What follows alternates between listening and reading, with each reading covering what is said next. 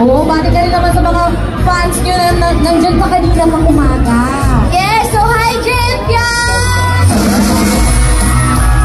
And also, hello Jarpian! And syempre sa aking Slayers, hello!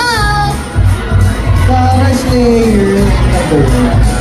Kanina pa silang iingay para sa iyo. Anong pakiramdam nang perform ka sa harap nila? Oo, di ba? Diba? Oo, diba? Tuloy-tuloy. Diba? Tuloy-tuloy sila. Pero ito, Fiang, sobrang lapit ng Pasko. Siyempre, Christmas is coming. Anong plans mo ngayong Pasko? Syempre yung plans ko is to celebrate with my family, syempre. Uuwi ako sa Laguna, syempre ang yung buong family ko. So I will just celebrate my Christmas sa family ko. Ay, sa kung family hindi sa family mo, kung may isa-celebrate ka with someone, sino kaya yan?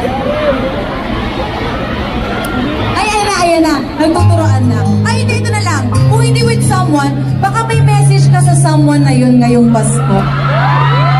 Okay. So, ang message ko sa tao na yun,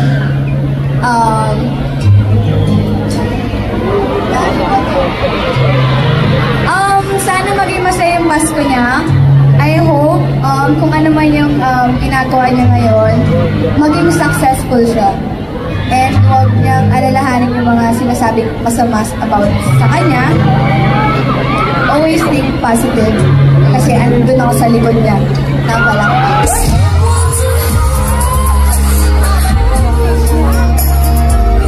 Grabe yun. Diba? Tumalang sa kilig. Ba't ka na patalo naman?